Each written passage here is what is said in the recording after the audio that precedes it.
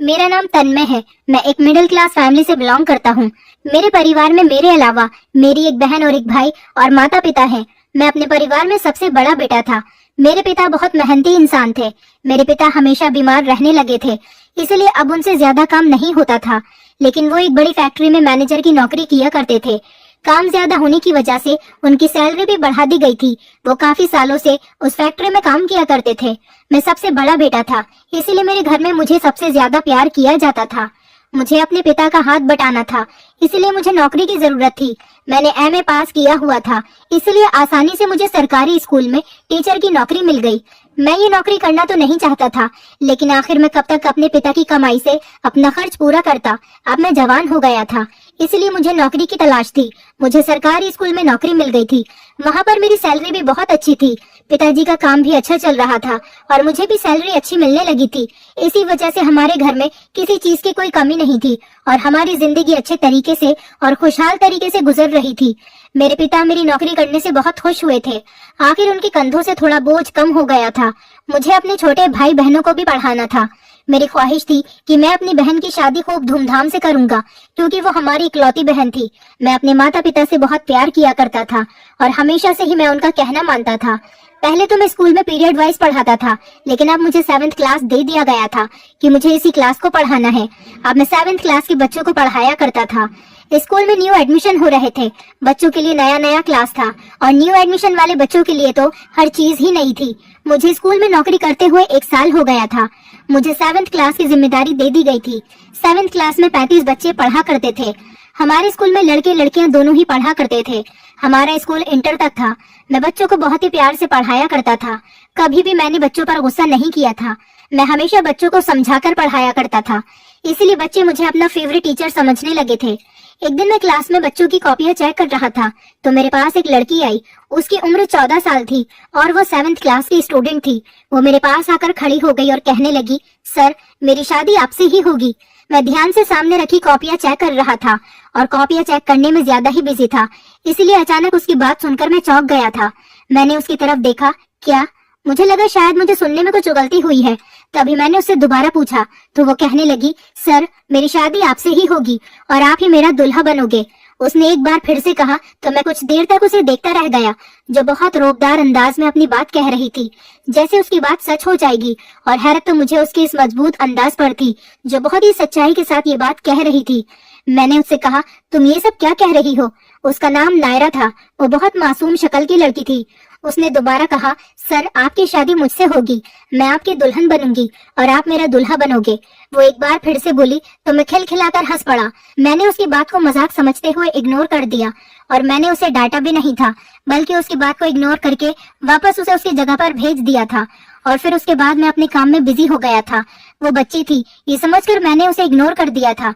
उसके बाद जब भी मैं उसे देखता था तो मेरे दिमाग में उसकी कही हुई बात ही घूमने लगती थी, लेकिन मैं बस मुस्कुराकर ही रह जाता था।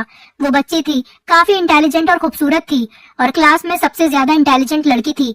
यही वजह थी जो वो बाकी टीचर्स की तरह मेरी नजर में भी थी। मेरे पढ़ाने का एक उसूल था कि मैं सब बच्चों को एक ही नजर से देखता हूँ और सबके साथ एक जैसा ही सुलूक करता हूँ।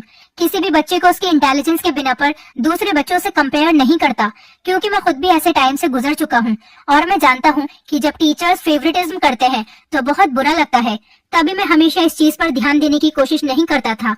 मैंने उस बच्ची की बात को इग्नोर कर दिया था कि वो बच्ची थी, कि उसकी ऐसी किसी भी बात को सीरियस लेने की कोई जरूरत नहीं थी। लेकिन उसकी बचकानी बात को मैंने एंजॉय जरूर किया था। छुट्टी के टाइम पर मैं स्कूल से निकल आया ताकि मैं जल्दी घर पहुंचकर आराम कर सकूं। कुछ देर के बाद मैं घर पहुंच गया, फ्रेश होकर खाना खाया और फिर आराम से खाना खाकर अपने कमरे में जाकर लेट गया था। अभी इतनी ही देर में मैंने अपनी आंखें बंद की थी कि अचानक मेरे कमरे का दरवाजा खुला और कोई कमरे से अंदर आया। दरवाजा खुलने की आवाज पर मैंने अपनी आंखें खोल कर देखा तो आने वाला कोई और नहीं, मेरी माँ थी। माँ को देखकर मैं सीधा होकर बैठ गया तो वो मेरे सामने आकर बैठ गई। मैंने माँ से पूछा कि क्या हुआ माँ, आप तो आराम कर रही थी। माँ मेरे सवाल पर मुस्कुराने लगी और कहने लगी, हाँ, मगर मुझे तुमसे एक जरूरी बात करनी थी, इसलिए मैं तुम्हारे कमरे में आई हूँ। माँ की ये बात सुनकर मैं अचंभे में पड़ गया था कि माँ को मुझसे ऐसी कौन सी जरूरी बात करनी थी जो वो खुद अपना आराम छोड़कर मुझसे ये बात करने के लिए मेरे कमरे में आ गई थी। मैंने माँ से कहा, जी बताइए, आप मुझसे कौन सी बात करना चाहती हैं? मैं बड़ी हैरत में आ गया था। तो माँ फिर से मुस्कुराने लगी और नरमी से मेरा हाथ पकड़कर कहने लगी, हाँ मुझे तुमसे बहुत जरूरी बात करनी है और अभी इसीलिए तुमसे बात करना चाहती थी क्योंकि तुम्हारे पिता को तुम्हारा जवाब चाहिए था। अब की बार माँ ने बताया तो मैं और भी ज्यादा उलझ गया था और इसी उलझन में अपनी माँ को देख रहा था। माँ ने कहा कि दरअसल अब हम तुम्हारी शादी करना चाहते हैं, तुम्हारी शादी की उम्र हो गई है, इसीलिए मैंने तुम्हारे लिए एक लड़की देख रखी है। मैं तुम्हारी मर्जी पूछने के लिए आई हूँ ताकि हम लड़की वालों को जवाब दे सकें। लड़की अच्छी है और पढ़ी लिखी है, खाते पीते लोग हैं जिनको किसी चीज की कोई कमी नहीं। तुम्हारे पिता को वहाँ पर सब कुछ पसंद आ गया है और मुझे भी लड़की बहुत पसंद आई है, इसलिए मैं तुम्हारी मर्जी जानना चाहती हूँ ताकि उन लोगों को हम अपने घर पर तुम्हें दिखाने के लिए बुला सकें। मैंने माँ से कहा, माँ मैं अभी शादी नहीं करना चाहता, अभी मेरी नौकरी को 1 साल ही तो हुआ है, अभी मैं कमाई करना चाहता हूँ, उसके बाद ही मैं शादी करूंगा। माँ ने कहा, बेटा थोड़ा अपनी माँ पर भी ख्याल करो, तुम्हारी बहन छोटी है और पढ़ाई करने जाती है, घर के सारे काम का बोझ मेरे ऊपर ही है। मेरी अब बूढ़ी हड्डियों में इतनी जान नहीं कि घर का काम कर सकूं। सारा दिन तुम्हारी बहन स्कूल और ट्यूशन में बिजी रहती है और मैं घर में अकेली रहती हूँ। घर में बहू आ जाएगी तो मेरा भी साथ हो जाएगा और मेरा दिल भी लगा रहेगा। मैं अपने पोते पोतियों की शक्ल जीते जी देखना चाहती हूँ। मैं नहीं चाहती कि मैं अपने बेटे की शादी न देख सकूं और उससे पहले ही इस दुनिया से चली जाऊं। मैंने माँ से कहा, आप ये कैसी बातें कर रही हैं? माँ की सारी बात सुनने के बाद मैंने माँ की तरफ हैरानी से देखा और मुझे उस लड़की नायरा की बात याद आ गई जिसने आज मुझसे कहा था कि मेरी शादी आपसे ही होगी और मैं उसका दुल्हा बनूंगा, और तब मैं उसकी बात पर हंस पड़ा था, जबकि अब सच में मेरी शादी की बातें होनी शुरू हो गई थी। माँ कहने लगी, कहाँ खो गए हो बेटा, मुझे जल्दी से जवाब दो ताकि मैं लड़की वालों को जल्द से जल्द जवाब दे सकूं। मैं माँ के सवाल पर चौंक कर होश में आया था और कहने लगा कि नहीं कुछ नहीं, मैं कुछ और ही सोच रहा था, जैसा आपको ठीक लगे आप वैसा ही कर लो।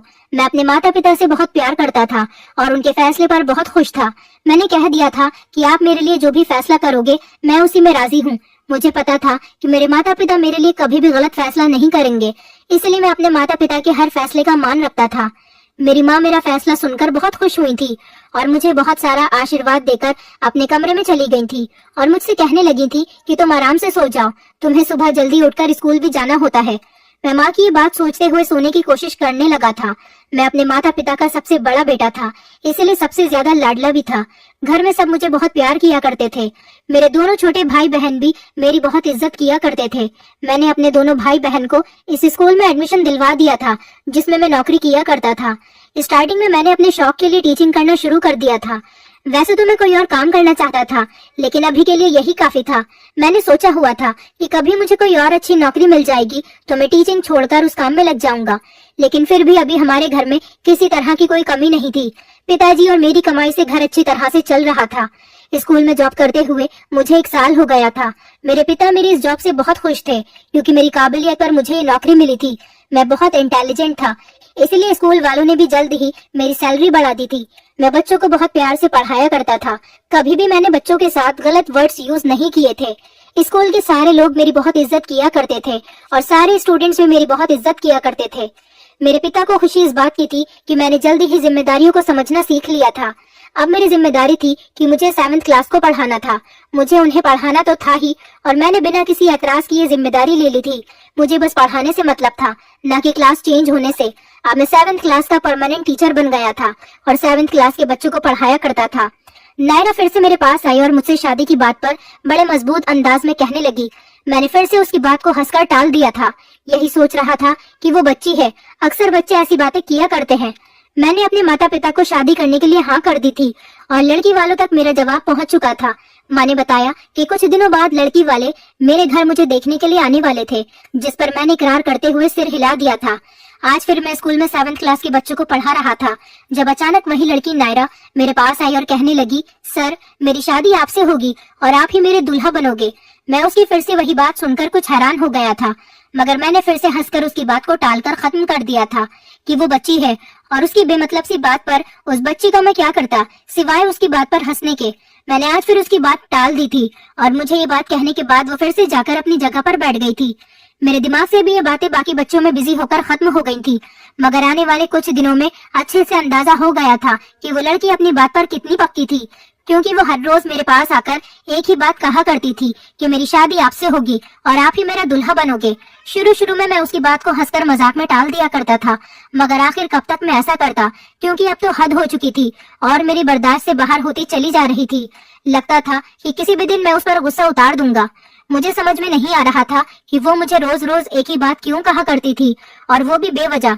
मैंने एक दिन उसे डांट डपट कर उसको समझा दिया था कि वो आइंदा इस तरह की बातें ना करे, लेकिन उसकी फिर भी समझ में नहीं आया था। वो फिर उसी हरकत को दोहराई जा रही थी। अब मैं उसकी बातों से और भी ज्यादा तंग आ गया था। मुझे उसकी बात का कोई हल नजर नहीं आ रहा था कि कैसे इस बच्ची को इस बात से दूर रखूं। मैं अपने स्कूल में किसी और टीचर को भी ये बात नहीं बता सकता था, क्योंकि मैं जानता था मेरी बात सुनकर वो लोग यही कहेंगे कि वो बच्ची है, नादान है, तो उसकी बातों को इग्नोर कर दो एक बच्ची समझकर। मगर मैं उसको बच्चा समझकर उसकी बातों को नजरअंदाज नहीं कर पा रहा था, और उसकी रोज रोज एक ही बात से मैं बेहद तंग आ चुका था। उस दिन भी मैं चेयर पर बैठा हुआ अपने क्लास में बच्चों की कॉपियां चेक कर रहा था, जब वो मेरे पास आई और फिर मुझसे वही बात दोहराने लगी जो वो रोज कहा करती थी, और आज मुझसे बर्दाश्त नहीं हुई और मुझे उस पर बहुत गुस्सा आ रहा था, जबकि वो मासूम सा चेहरा बनाकर मेरे सामने खड़ी हुई थी। मैंने पहले तो उसको प्यार से समझाया, बेटा नायरा, बच्चे ऐसी बातें नहीं करते हैं, लेकिन फिर उसने वही बात कही जो वो हमेशा कहा करती थी। अब तो मैं और भी ज्यादा तंग आ गया था। मैंने उसको डांटा और उससे कहा कि कल तुम अपने पापा को स्कूल में लेकर आना। मैंने गुस्से में उससे कहा तो वो कहने लगी, सर मेरे पापा स्कूल में नहीं आ सकते। मैं उसके पापा को स्कूल में बुलाना चाहता था ताकि उसकी हर हरकत के बारे में बता सकूं और वो अपनी बेटी को समझाए कि बच्चे इस तरह की बातें करते हुए अच्छे नहीं लगते। वो मेरी बात तो समझ नहीं रही थी, मगर अपने पापा की बात जरूर मान लेती। उसने बड़ा मासूम सा चेहरा बनाकर कहा था। मैंने उससे कहा, क्यों नहीं आ सकते? मुझे उसके इनकार पर बहुत गुस्सा आ रहा था, लेकिन मैंने किसी तरह से अपने गुस्से पर कंट्रोल किया और बड़ी नरमी और प्यार से उससे पूछा, तुम्हारे पापा स्कूल क्यों नहीं आ सकते? नायरा ने कहा कि सर मेरे पापा लाचार हैं, दोनों टांगों से चल नहीं सकते, आप ही हमारे घर पर जाकर उनसे मिल लेना। उस बच्चे ने बड़े इत्मीनान के साथ कहा था। मैं तो हैरत में आ पड़ा था कि उसके पिता लाचार थे। मुझे यकीन तो नहीं आ रहा था, लेकिन वो बच्ची 7th क्लास में थी और इतनी भी छोटी नहीं थी कि इतना बड़ा झूठ बोल लेती। जरूर उसके पापा लाचार ही होंगे, तभी तो वो ऐसा कह रही थी। उसकी बात सुनकर मैंने सर हिला दिया, क्योंकि मैं उसके घर जाकर उसके पिता से मिलने का फैसला कर चुका था और अब मैं स्कूल से छुट्टी होने के बाद उसके घर जाने वाला था। बाकी सारा टाइम मैंने नायरा की बातों को इग्नोर करके रखा और मैं अपने काम में बिजी हो गया था। स्कूल की छुट्टी होने के बाद मैंने जरूरी पेपर्स की फाइल उठाई और स्कूल से बाहर निकल गया। वो बच्ची नायरा मेरे साथ ही थी, क्योंकि मेरे साथ साथ उस बच्ची को भी याद था कि मुझे उसके घर पर जाना है, उसके लाचार पिता से मिलने के लिए। काफी देर तक सड़कों और गलियों में पैदल चलते हुए तकरीबन 10 मिनट हो गए थे। उसके बाद हम उसके घर पर पहुंच चुके थे। वो ज्यादा बड़ा तो नहीं था, बल्कि छोटा सा पुराना घर था। मैं उस बच्ची के साथ घर के अंदर दाखिल हो गया था। घर की दीवारें तो बड़ी अजीब सी और पुराने टाइप की नजर आ रही थी। किसी भूत या फिल्म टाइप जैसा घर लग रहा था, जिसे देखकर मैं कुछ परेशान सा हो गया था, मगर फिर हौसला करके नायरा के पिता को देखने लगा, जो मुझे घर में कहीं भी नजर नहीं आ रहे थे। एक कमरे से होते हुए दूसरे कमरे और फिर आंगन, किचन, अब पूरे घर में झांकने के बाद भी मुझे ना तो घर में नायरा की माँ नजर आई थी और ना ही उसके पिता नजर आए थे। नायरा ने बताया था कि उसके पिता लाचार हैं। अगर वो लाचार थे और वो कहीं नहीं जा सकते थे तो उनको घर में भी मौजूद होना चाहिए था, लेकिन वो मुझे घर में कहीं भी नजर नहीं आ रहे थे। मैं परेशान हो गया था और मैंने नायरा से पूछा, तुम्हारे पिता कहाँ हैं? तो उसने कहा कि मेरे पापा सामने वाले कमरे में हैं। मैं कमरे की तरफ देख रहा था, लेकिन उस कमरे की तरफ देखते ही मैं हैरत का शिकार हो गया था, क्योंकि उस कमरे में मैं देख चुका था वो खाली था। बड़ा सिंपल सा घर था, इतना सामान था और ना ही घर में रहने वाला कोई मौजूद था। न जाने नायरा मुझे किसके घर पर लेकर आ गई थी। नायरा के कहने पर मैं उस कमरे के अंदर चला गया था।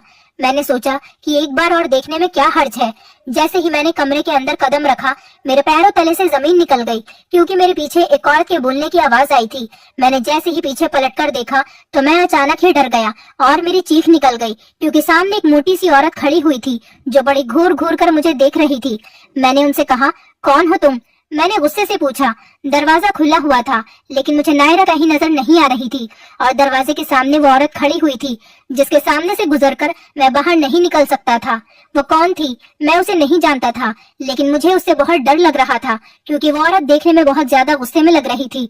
मुझे अब यहाँ आकर पछतावा हो रहा था। मैंने क्यों नायरा की बात मान ली थी? कहीं मैं यहाँ आकर किसी बड़ी मुश्किल में न फंस जाऊं। मुझे बस इसी बात की फिक्र हो रही थी। उस औरत ने कहा कि मैं नायरा की माँ हूँ और अब तुम्हारी नायरा से शादी होने वाली है। नायरा की माँ ने कहा तो मेरी आंखें हैरत से फटी की फटी रह गई थी। मैंने खूब चिल्लाते हुए कहा, ये क्या बकवास कर रही हो आप? और उस औरत ने बड़ी गुस्से भरी नजरों से बोलते हुए मुझसे कहा कि नीची आवाज रखकर बात करो और चलो अभी तुम्हारी शादी का इंतजाम किया जाएगा। मैंने कहा, आप औरत हो और मैं आपकी इज्जत कर रहा हूँ, ऐसे कैसे जबरदस्ती आप अपनी 14 साल की बेटी की शादी मेरे साथ कर सकती है? कहाँ वो 14 साल की और कहाँ मैं 24 साल का लड़का? वैसे भी मेरी शादी होने वाली है। अपनी बेटी की शादी का इतना ही शौक है तो उसके लिए उसी की उम्र का कोई लड़का तलाश कर लो।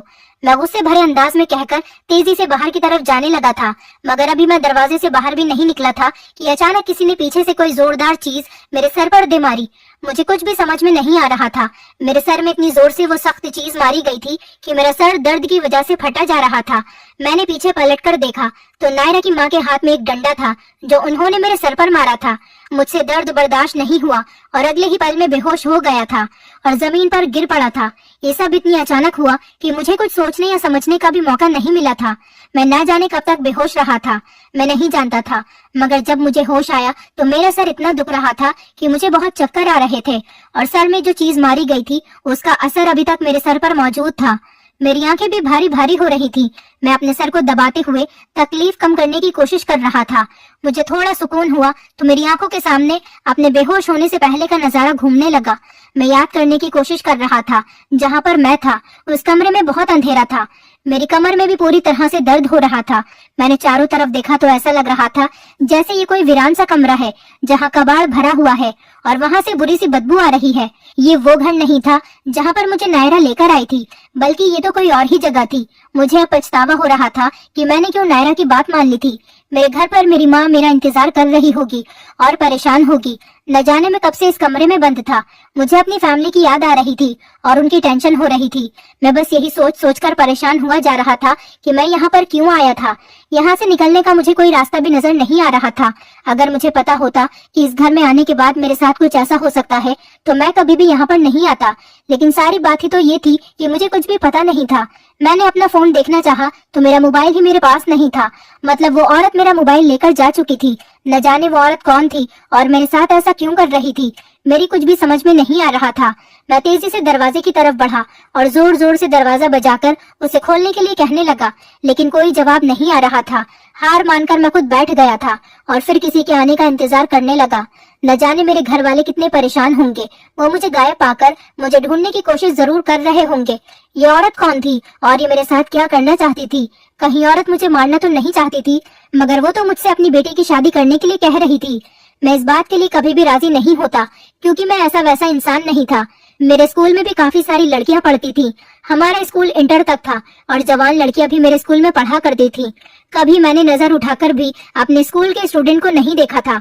मैं सिर्फ उनको पढ़ाता था। मेरा मतलब उनसे सिर्फ पढ़ाई तक का ही था और मैं अपने स्कूल के स्टूडेंट की बहुत इज्जत किया करता था। हमेशा उनसे तमीज से बात किया करता था। तो मैं कैसे नायरा से शादी कर सकता था? वो 14 साल की थी। बाहर दिन था या रात मुझे किसी बात की कोई खबर नहीं मिल रही थी। न जाने कितना टाइम मुझे उस कमरे में गुजर गया था। मैं कभी लेटता तो कभी उठकर बैठ जाता था क्योंकि मुझे बहुत ज्यादा भूख लग रही थी। लेकिन वो औरत जिसको नायरा अपनी माँ बता रही थी मुझे यहाँ लाकर और कैद करके छोड़कर जा चुकी थी और पलटकर मेरी खबर तक नहीं लेने की कोशिश कर रही थी। यही सब सोच सोचकर तो मैं और भी ज्यादा परेशान हो गया था और सो गया था। और जब दोबारा मेरी आंख खुली तो दरवाजा खुलने की आवाज से खुली। मैंने आंखें खोल कर देखा तो सामने वही औरत कमरे के अंदर आई थी। उसके हाथ में बैग था जो उसने मुझे थमाकर कहा कि ये लो खाना खा लो। मुझे भूख तो बहुत लगी हुई थी। तभी खामोशी से मैंने उस बैग को पकड़ लिया। मैंने उस औरत से पूछा, तुम ये सब कुछ क्यों कर रही हो? तो वो कहने लगी, अब बहस करने की मुझ में हिम्मत नहीं क्योंकि तुम्हारी माँ ने मुझसे वादा किया था कि वो तुम्हारी शादी मेरी बेटी से करवाएगी, लेकिन वो अपने वादे को भूल गई और जब मैंने तुम्हारी माँ को याद दिलाया तो वो अपनी बात से मुकर गई। उसे इतनी आसानी से तो नहीं जाने दूंगी। मैंने तभी तुम्हें धोखे से घर बुलाया था ताकि तुम्हारी और अपनी बेटी की शादी करवा सकूं। अब ये पेपर पकड़ो और इन पर साइन कर दो। वो औरत बड़े गुस्से में बात कर रही थी। उसने पेपर और पेन मेरी तरफ बढ़ाया। वो मेरी कोर्ट मैरिज कराना चाहती थी। मैंने उसके कहने पर वो पेपर अपने हाथ में ले लिए और जब पढ़कर देखा तो मैं भड़क उठा। मैं समझ गया था कि वो शादी के पेपर थे जिस पर एक तरफ किसी लड़की के साइन हुए थे जो नायरा के थे। मैंने उस औरत से कहा कि तुम कैसी माँ हो जो अपनी छोटी सी मासूम बेटी को इतने बड़े लड़के के हवाले कर रही हो। तुम अपनी बेटी के साथ इतना बड़ा पाप नहीं कर सकती। अभी वो जवान नहीं है, वो बच्ची है। तुम नाबालिग लड़की की शादी नहीं कर सकती। तुम जानती हो कि इस वजह से तुम अरेस्ट भी हो सकती हो क्योंकि तुम्हारी बेटी की उम्र अभी बहुत कम है। जब तक तुम्हारी बेटी बालिग नहीं हो जाती तब तक तुम उसकी शादी नहीं कर सकती। उस औरत ने कहा कि वो मेरी बेटी है, मैं जैसा चाहे उसके साथ कर सकती हूँ। वो बालिग नहीं है तो क्या हुआ, लेकिन तुम तो बालिग हो, चुपचाप इस पेपर पर साइन कर दो। उसने मुझसे कहा, तुम्हारी माँ नहीं तो तुम्हें तो अपनी माँ का किया हुआ वादा पूरा करना ही होगा। मैंने कहा कि कभी भी मेरी माँ एक 14 साल की लड़की से शादी करने के लिए वादा कर ही नहीं सकती। मुझे अपनी माँ पर पूरा भरोसा है। उस औरत को गुस्सा आ गया और वो मुझसे कहने लगी कि क्या तुम्हें तुम्हारी माँ ने नहीं बताया कि यही सच है कि तुम्हारी माँ ने मुझसे वादा किया था कि वो तुम्हारी शादी मेरी बेटी से करवाएंगी। अभी वो बोल ही रही थी कि इतनी देर में उसका मोबाइल बजने लगा और फिर वो फोन उठाकर बात करती हुई मेरी तरफ देखने लगी। उसने मुझसे कहा कि मैं कल फिर आऊंगी और मुझे हर हाल में इन पेपर्स पर तुम्हारे साइन चाहिए, वरना अच्छा नहीं होगा। वो मुझे धमकाकर बाहर निकल गई थी। मैं बहुत परेशान हो गया था। आखिर ये औरत कैसी बातें कर रही थी। अब तो मैं भी सारी सच्चाई जानना चाहता था, इसलिए मैंने वहाँ से भागने की कोशिश नहीं की। मैं जानना चाहता था कि आखिर नायरा की माँ उसकी शादी क्यों करना चाहती है। मैंने खाना खाया। वो रात भी मेरी बड़ी बेसुकूनी से गुजर गई थी। वो मुझे सिर्फ एक टाइम का खाना देकर ही चली गई थी, शायद इसलिए कि मैं उसकी बात मानकर उसकी बेटी से शादी कर लूं और इन पेपर्स पर साइन कर दूं। मुझे अपनी माँ पर पूरा यकीन था कि वो ऐसा कभी भी नहीं कर सकती। अगले दिन फिर कमरे का दरवाजा खुला और कमरे में औरत नहीं कोई आदमी आया था, मगर मैं ये देखकर हैरान रह गया था कि वो आदमी व्हील चेयर पर बैठा हुआ था, मतलब कि वो कोई लाचार आदमी था। मुझे पहले ख्याल आया कि कहीं वो नायरा का पिता न हो। उसने मुझे अपने बारे में बिना पूछे ही बता दिया कि मैं नायरा का पिता हूँ और वो इंसान जिसने मुझे यहाँ पर रखा हुआ था वो नायरा की माँ है। वो आदमी लगभग 40 साल का था, जबकि उसकी पत्नी की उम्र 35 साल की होगी। मैंने उस आदमी से कुछ पूछने की कोशिश की, मगर उसने मुझे चुप रहने को कहा और फिर मेरे किसी भी सवाल का जवाब दिए बिना मुझे अपने पीछे आने का इशारा किया। मैं तेजी से उसके पीछे चल पड़ा। वो खुद ही व्हील चेयर पर चल रहा था और मैं पैदल उसके साथ साथ चल रहा था। उस घर से बाहर निकलकर वो कई गलियों से होता हुआ मुझे 20 मिनट के बाद एक और घर में लेकर चला गया था। ये घर बेहद साफ सुथरा और 2 मंजिल का मकान था। घर जितना खूबसूरत बाहर से था उससे कई गुना ज्यादा अंदर से खूबसूरत था। वो मुझे कमरे में लेकर आ गया और उसने कमरे के दरवाजे को अंदर से बंद कर दिया। उस आदमी ने मुझे फ्रेश होने के लिए कहा। उसके कहने पर मैंने अपने हाथ मुंह धो लिए थे और उसके सामने बैठ गया। उसने बाहर आवाज लगाई, निकिता बेटा खाना लेकर आ जाओ। बाहर से हाथ में खाने की ट्रे लेकर एक खूबसूरत सी जवान लड़की कमरे के अंदर आई थी। उस आदमी ने मुझसे कहा कि ये मेरी बेटी निकिता है, तुम खाना खाओ, तुम्हें इसके हाथ का खाना बहुत पसंद आएगा। मैंने खाना खाने से इनकार कर दिया और उनसे इस घर में लाने की वजह पूछी तो उस आदमी ने कहा कि मैं तुम्हें तुम्हारे सारे सवालों का जवाब दे दूंगा, तुम डरो नहीं और बेफिक्री से मेरे घर का खाना खा सकते हो। मैंने पहले पेट भरकर खाना खाया क्योंकि मैं काफी टाइम से भूखा था। खाना तो बहुत टेस्टी बना हुआ था। वो लड़की खाना खाने के बाद मेरे आगे से खाने की ट्रे उठाकर बाहर चली गई। उस आदमी ने बोलना शुरू किया। उसने कहा कि मेरी बेटी और मेरी पत्नी की वजह से तुम्हें बहुत परेशानी का सामना करना पड़ा है, उसके लिए मैं तुमसे माफी चाहता हूँ। हो सके तो मेरी पत्नी और मेरी बेटी को माफ कर देना। उस आदमी ने मेरे सामने हाथ जोड़ लिए। मैंने उनके हाथ पकड़कर इनकार करते हुए सिर हिलाया। मैंने उनके हाथ खोल दिए और पूछा कि क्या आपकी पत्नी जो कुछ मेरे और नायरा की शादी के बारे में कह रही है क्या वो सच है। मेरे सवाल पर उन्होंने हाँ में सिर हिला दिया, जिस पर मेरा रंग उड़ गया था, लेकिन ये पूरा सच नहीं था। उस आदमी ने कहा तो मैं उलझकर उसे देख रहा था। अगर ये पूरा सच नहीं था तो पूरा सच क्या था? ये सवाल शायद मेरी आंखों में भी उतर आया था। उस आदमी ने कहा कि पूरा सच मैं तुम्हें बताता हूँ। उसकी बात सुनकर मैंने उसकी तरफ देखा, जिस आधे सच की वजह से मैं पिछले कई घंटों से इतनी परेशानी में था। इस बारे में जानना मेरा हक था। तभी वो बोलने लगी कि मेरी शादी मेरी पत्नी संगीता के साथ हुई थी। तुम्हारी माँ और मेरी पत्नी की आपस में काफी गहरी दोस्ती थी। ये दोनों बचपन की सहेलियां थी। ये दोनों एक ही उम्र की थी, सिर्फ इन दोनों में 1 साल का ही फर्क था। तुम्हारी माँ की शादी के बाद सबसे पहले तुम पैदा हुए थे। तुम्हारी पैदाइश पर तुम्हारी माँ बहुत ज्यादा खुश थी क्योंकि तुम लड़के थे और इस बात पर तुम्हारी माँ की खुशी के ठिकाने नहीं थे। उसके 4 महीने बाद ही मेरी बेटी का जन्म हुआ जो अभी खाना लेकर आई थी, निकिता। तब तुम 4 महीने के थे।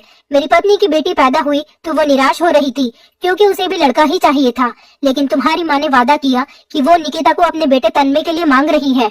इसी तरह से मेरी पत्नी इस बात से बहुत खुश हो गई थी क्योंकि उन दोनों की दोस्ती रिश्तेदारी में बदलने वाली थी। इसी तरह से तुम्हारी माँ ने जो वादा किया कि वो तुम्हारी शादी मेरी बेटी से करेगी, तुम्हारी माँ शायद ये वादा करके भूल गई, लेकिन मेरी पत्नी को यह बात अभी तक याद है।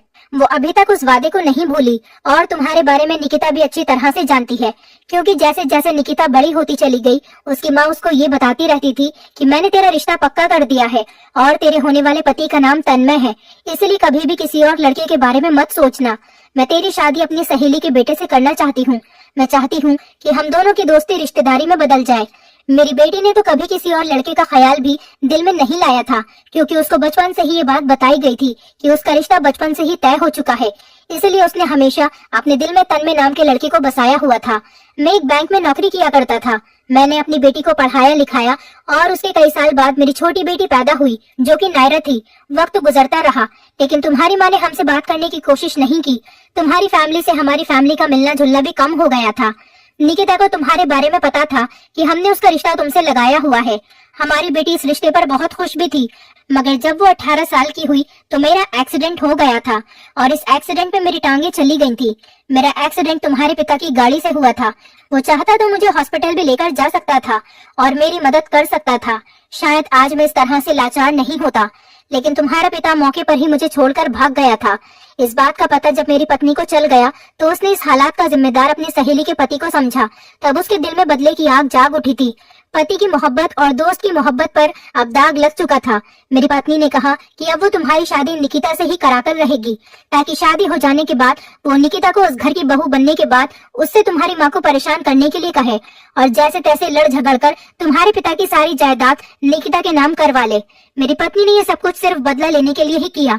मेरी बेटी, जिसकी कोई गलती नहीं थी, वो ये सब करने के लिए तैयार नहीं थी। मेरी बड़ी बेटी निकिता बहुत सीधी और समझदार है। वो अपनी माँ की तरह बिल्कुल भी चालाक नहीं।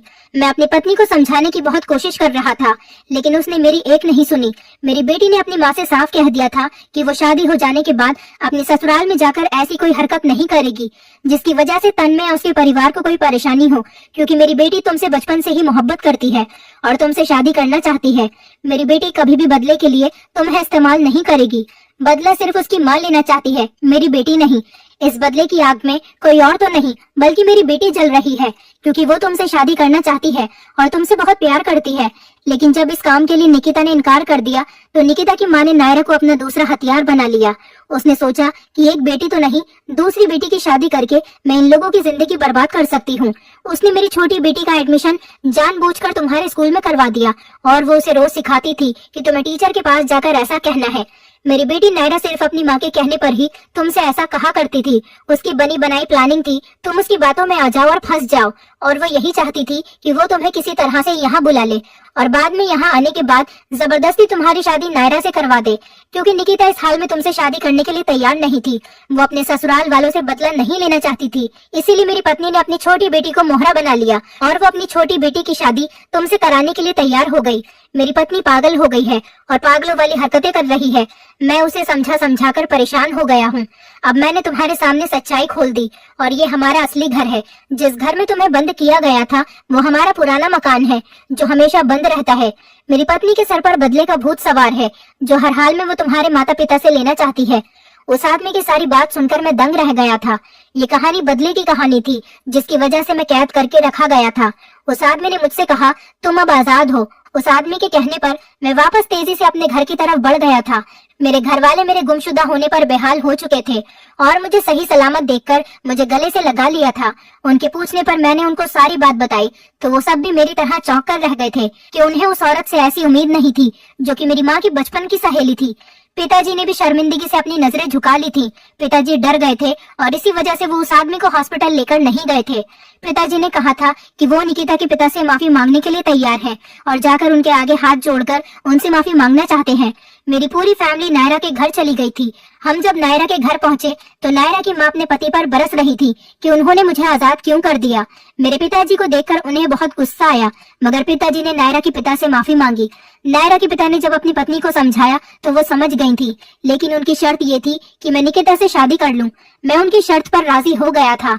कुछ दिनों बाद मेरी शादी निकिता से हो गई और मेरी माँ और नायरा की माँ के बीच पहले वाली दोस्ती दोबारा से हो गई। हम दोनों फैमिली के बीच सब कुछ ठीक हो गया था। निकिता बहुत अच्छी लड़की थी।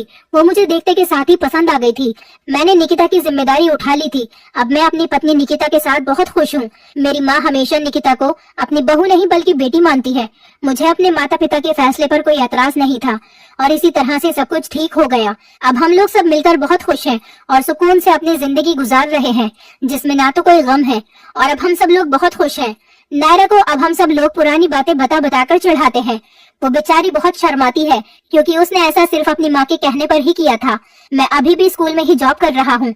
मेरी शादी के बाद मेरी माँ और निकिता की माँ के बीच उनकी बचपन की दोस्ती और भी ज्यादा गहरी हो गई। अब तो नायरा भी काफी बड़ी हो गई है। अक्सर बचपन की बातें याद आती हैं तो खूब हंस हंस कर उसको तंग करते हैं। जिंदगी में कभी भी बदला लेने के लिए हमें इस हद तक नहीं गिरना चाहिए कि सामने वाले को हम इतना ज्यादा परेशान कर दें कि किया किसी और का होता है और भुगतता कोई और है। याद रखें कि कभी भी कोई ऐसा फैसला न करें जिससे आपके बच्चों की जिंदगी पर बुरा असर पड़े। नायरा की माँ ने उसे हमेशा गलत सीख दी थी। अपना बदला किसी और से लेने के लिए इस हद तक न गिर जाए कि बच्चा अपने बचपन में ही बिगड़ जाए। बच्चों को हमेशा बच्चों की तरह ही ट्रीट कीजिए, उन्हें बड़ा बनाने की कोशिश न करिए। दोस्तों, उम्मीद करती हूँ आपको हमारी कहानी पसंद आई होगी। कहानी पसंद आई है तो वीडियो को लाइक करें, चैनल पर नए हैं तो चैनल को सब्सक्राइब करें, और हाँ, नोटिफिकेशन बेल को जरूर दबाएं ताकि अगली अपडेट सबसे पहले आपको मिले।